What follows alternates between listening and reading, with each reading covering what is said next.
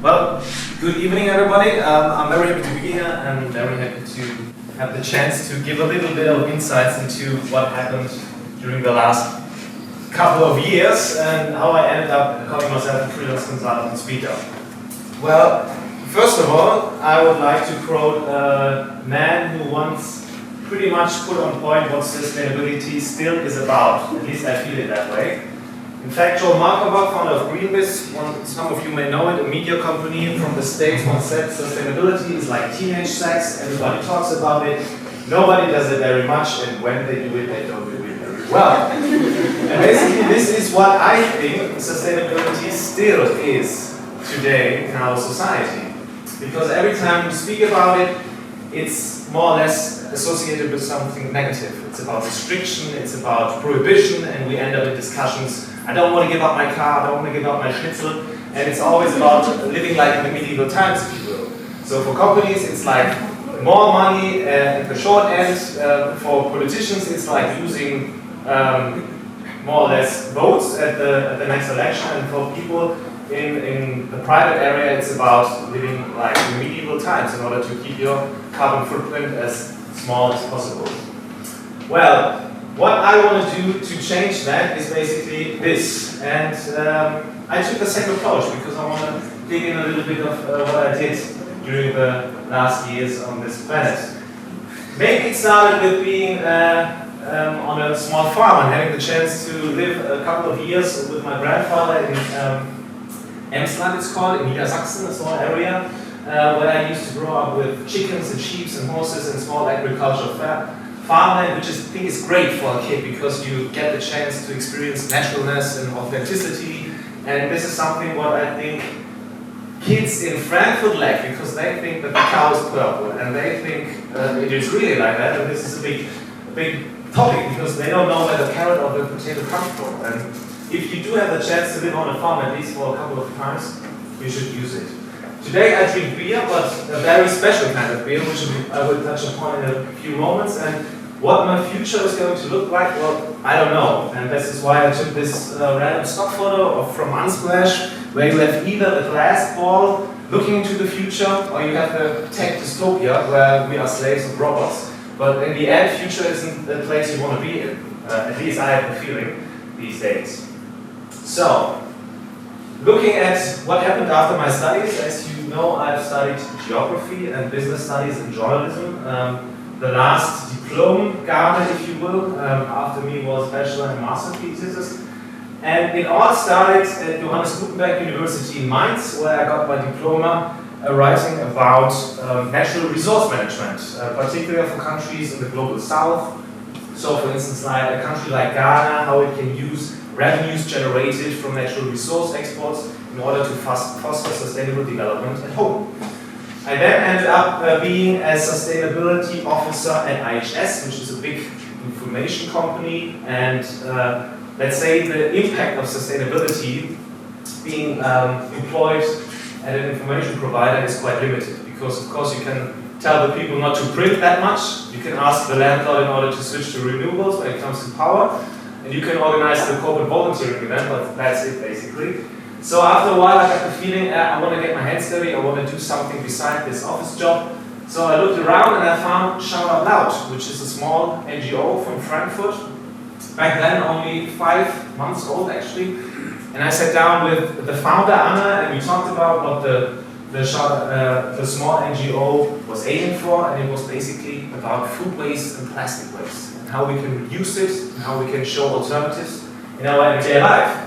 And I was directly on board and I was motivated. So I joined the team and we then started to organize what we call waste watcher parties, where we cooked with rescued food. So food that would otherwise have ended in the bin, and turned it into some delicious meals that we ate on a big table. We also organized pop-up kitchens where we tried to do exactly what I told you at the beginning.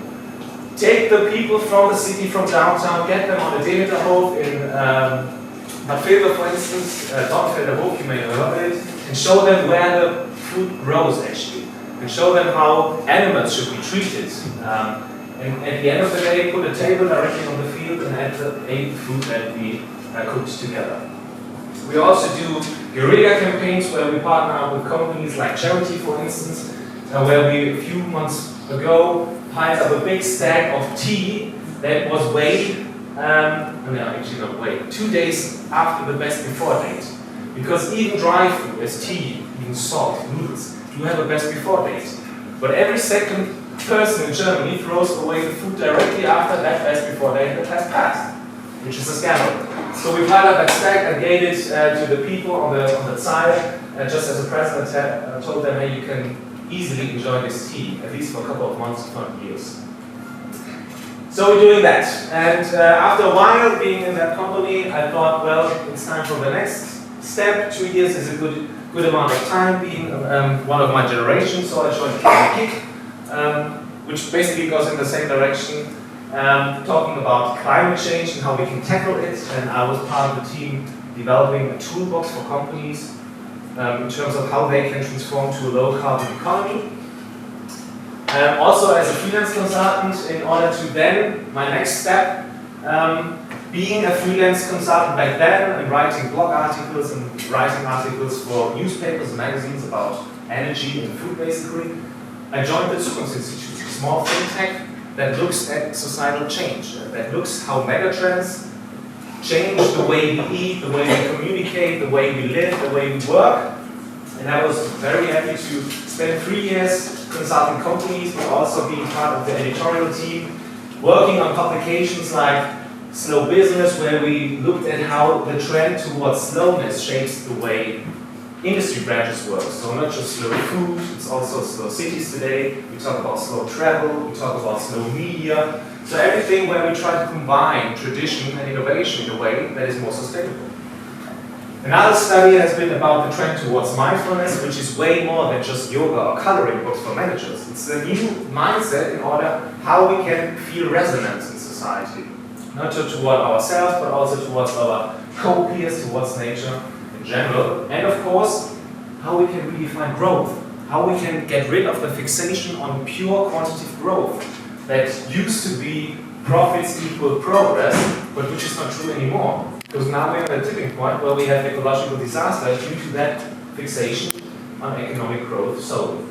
Due to the time being at the forefront of these topics, I was quite fortunate to be able to talk to radio stations and TV channels about these topics, about why someone calls himself or herself a minimalist, why we do have to talk about food waste on the political sphere, why we do those pop-up sessions directly on the fields with several kinds of people each year. Afterwards, still being with ShoutOutLoud, by now being on the board, we were thinking about how we could put our commitment to the next level. How to be more mobile and flexible, fighting food waste. And then we came up with the idea in order to crowdfund a food truck, in order to be able to put sustainable street food right there at every corner of the city and to talk to people that haven't thought about food waste before. And we were quite successful, which is why at the beginning of last year we now have this bad boy in our team, and we do events regularly where we just organize the musicians that stands right beside our food truck and then turn leftover food, soon to be wasted food, into a delicious street food in order to tell people, hey, you can do something about it. And speaking about climate change, it is known that food waste, if it was a country, is the third biggest emitter of greenhouse gas emissions after China and the US. So just us wasting food is a big force behind climate change. And by now our food is so well known that even celebrities like Germany's most popular politician these days, Robert Habeck, was at our food truck last summer in order to taste our sandwiches, which is quite cool, I must say. Well, this was last weekend where we were at the Neue Frankfurter Garten. This weekend we are again at Kunstverein Familie Montes at the Ostend. If you want, there is a Sustainable Lifestyle Festival. I invite you, every one of you. You get a sandwich on the house if you show up. It may look like something like that. Well, and what happens now? No, that I forgot. I've written a book about it with my girlfriend, because after the years of being active in the field of food waste and how we can eat more sustainable, we gathered a lot of knowledge and we wanted to pass that on to people. And with that book, we talk about food waste, we talk about the problem, but more importantly, half of the book is about solutions. What can politicians do, what can companies do, and what can each of every one of you do in order to waste less food. And this has been published last year, and by now I can call myself freelance consultant and speaker, because I was spending 3 years with the Zukunftsinstitut at a point in my life where I thought maybe just give it a shot. Maybe you can stand on your own feet, you can earn your own money with giving talks, with doing projects with regards to sustainability, particularly in the food field. And so far, 5 months in, it works. I can still pay my rent, which is good. And even do have a little bit of money. Besides talking on company events about Lebensmittelverschwendung, so food waste, and showing these cooked and wonky foods, and that that's equally delicious, if not better for you, for your own health, because they have more antioxidants. I did have the chance to found my very first own company, which is called Anthes. And maybe some of you have heard about it before. Do you know what Anthes is? No. No? Yes? No? Nobody knows it? Are you from Frankfurt? Are you? Okay, well, basically it's that you say Anthes to the end piece of the bread. You say Knipche or Ranftel or Knus, that more than 200 words in Germany alone for the end piece of a bread loaf. Normally in Frankfurt you say Knätzchen, and I took that quite literally, because by now I use the end piece of a bread and make beer out of it. And this isn't something new actually, because once we thought that beer was invented because a loaf of bread fall into a bucket of water, and after a few days people still had to eat the bread because it was rare.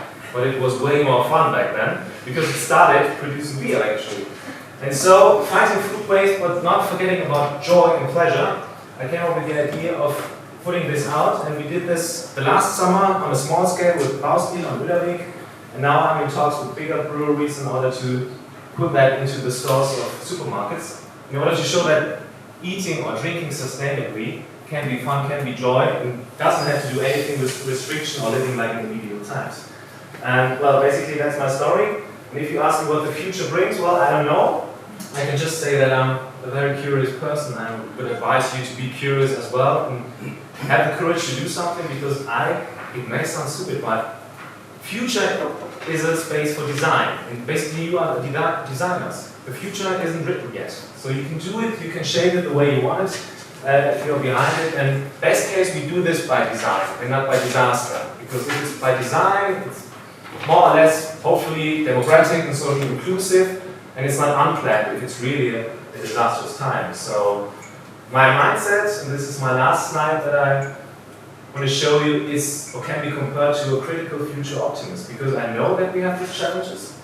This is why I'm critical about it, but I think I'm optimistic about it that we as society can solve it. If I wasn't so optimistic, why would I do all these things? I can then sit on the couch and wait for the world to end, but I don't do it. And you can also call it possibilism, because we do by now have answers to big challenges like climate change. We just have to put them into action. And this is from my side. Looking forward to discussion and questions. Many thanks.